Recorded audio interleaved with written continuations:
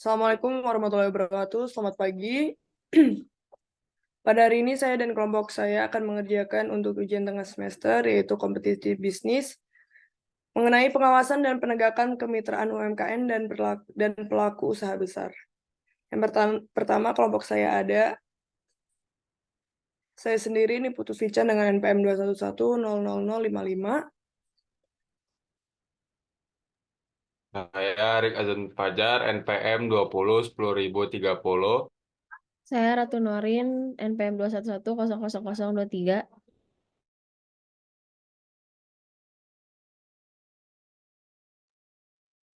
Pada tahun 2008 diundangkan Undang-Undang Nomor 20 tentang Usaha Mikro.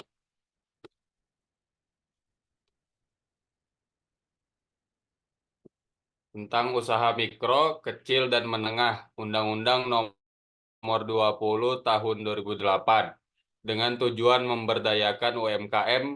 Meskipun UMKM telah berperan dalam ekonomi nasional, mereka masih menghadapi berbagai hambatan, baik dari dalam maupun luar, seperti dalam produksi, pemasaran, sumber daya manusia, permodalan, dan iklim usaha.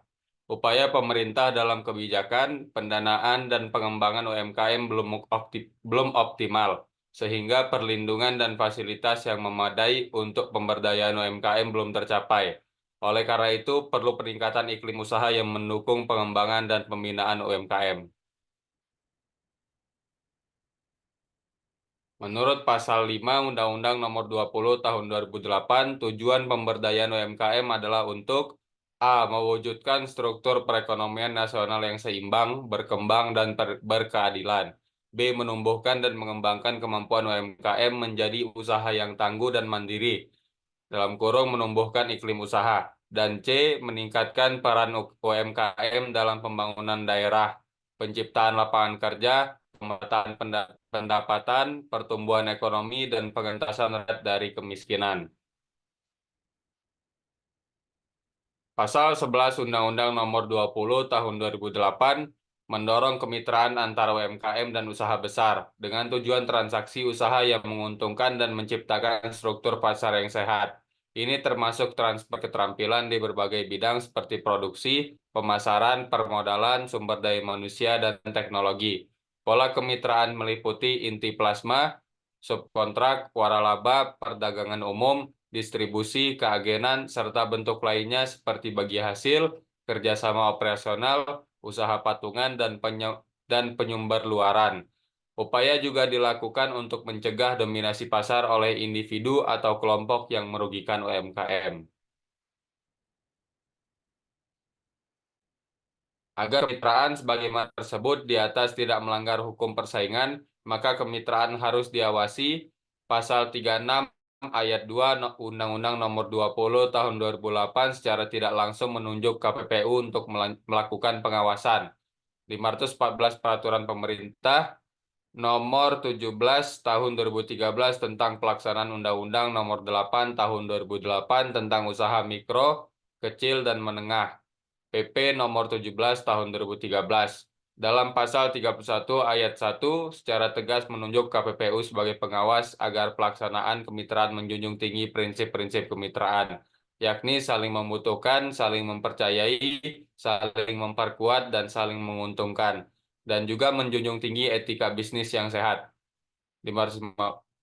Pasal 31 Ayat 3 PP Nomor 17 Tahun 2013 memberikan wewenang kepada KPPU untuk mengeluarkan peraturan guna mengatur tentang tata cara pengawasan kemitraan. Pasal 32-35 PP ini juga mempertegas wewenang kepada KPPU untuk menangani perkara pelanggaran hukum persaingan dalam pelaksanaan kemitraan.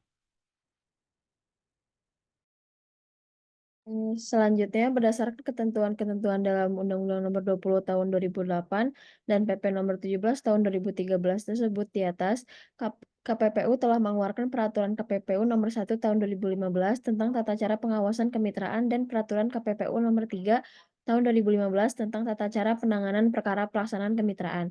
KPPU telah melakukan sosialisasi di beberapa daerah tentang arti penting dan tujuan pengawasan KPPU terhadap pelaksanaan kemitraan. Tujuan pengawasan kemitraan untuk melindungi struktur pasar dari adanya permusatan ekonomi oleh kelompok usaha tertentu melalui pemilikan dan penguasaan mitra usaha. Di samping itu juga mendorong terbentuknya struktur samping itu juga pasar yang menjamin tumbuhnya persaingan usaha yang sehat dan melindungi konsumen. Pengawasan juga bertujuan untuk mengembangkan kerjasama untuk meningkatkan posisi tawar UMKM. Selain itu juga sebagai upaya untuk mencegah terjadinya perilaku, eksploitasi, atau penyalahgunaan posisi tawar hingga kemampuan UMKM dalam bersaing menjadi penurunan dan mencegah terjadinya eksploitasi terhadap pihak lain yang dapat dimanfaatkan untuk mengurangi tingkat persaingan di pasar produk.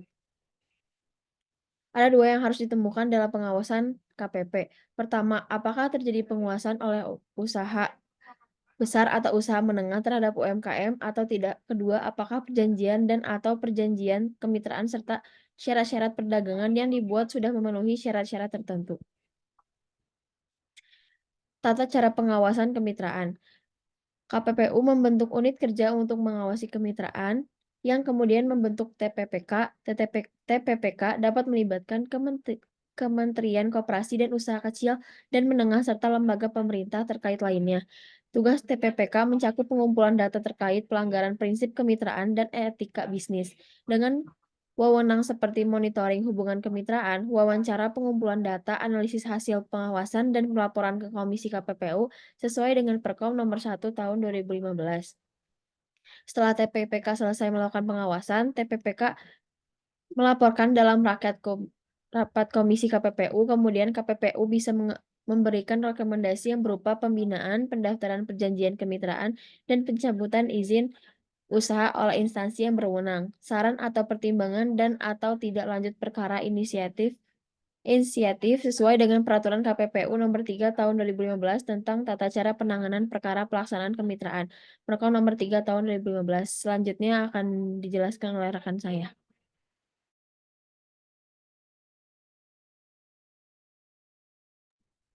Ya, selanjutnya itu tata cara penanganan pelaksanaan kemitraan. Menurut pasal 2 Perkom nomor 2 tahun 2015 ada dua macam penanganan perkara pelaksanaan kemitraan, yakni yang penanganan perkara berdasarkan laporan tertulis dari setiap orang atau pelaku usaha dan penanganan perkara berdasarkan inisiatif dari KPPU sendiri. Adapun dua tahapan, yaitu tahapan yang pertama, penanganan perkara berdasarkan inisiatif KPPU dilakukan melalui beberapa tahap sebagai berikut.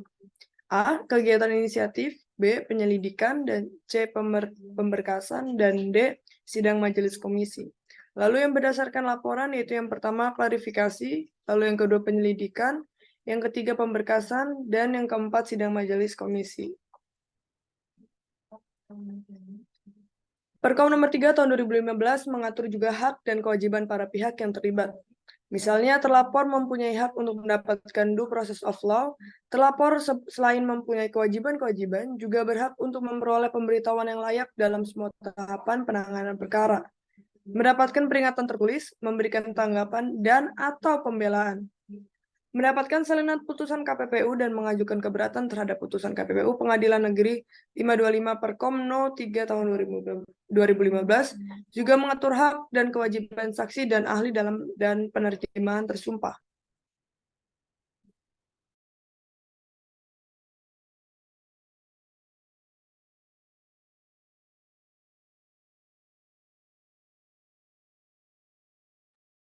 Perkom nomor 3 tahun 2015 juga mengatur tugas dan wewenang investigator, penyelidik, investigator, penuntut, dan panitra.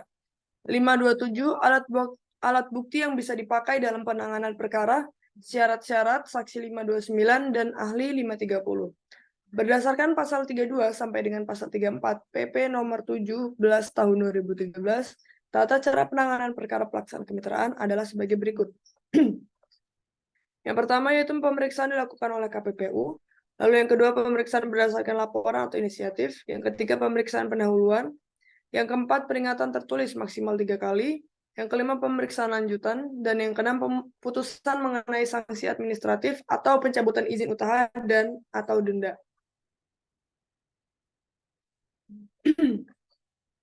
Kemudian di pasal 35 PP nomor 17 tahun 2013 menugaskan KPPU untuk mengatur lebih lanjut tata cara tersebut. Maka diterbitkanlah Perkom nomor 3 tahun 2015 Adapun proses penanganan perkara pelaksanaan kemitraan menurut Perkom nomor 3 tahun 2012 sebagai berikut. Yang pertama, adanya laporan atau inisiatif KPPU, yang kedua penyelidikan, yang ketiga pemberkasan, yang keempat kira laporan, yang kelima sidang majelis komisi pemeriksaan pendahuluan, yang keenam monitoring pelaksanaan peringatan tertulis, yang ketujuh sidang majelis komisi pemeriksaan lanjutan, yang kedelapan majelis komisi musyawarah majelis komisi, yang ke-9 putusan 531. Sekianlah presentasi untuk ujian tengah semester dari kelompok kami. Mohon maaf jika ada salah kata. Assalamualaikum warahmatullahi wabarakatuh.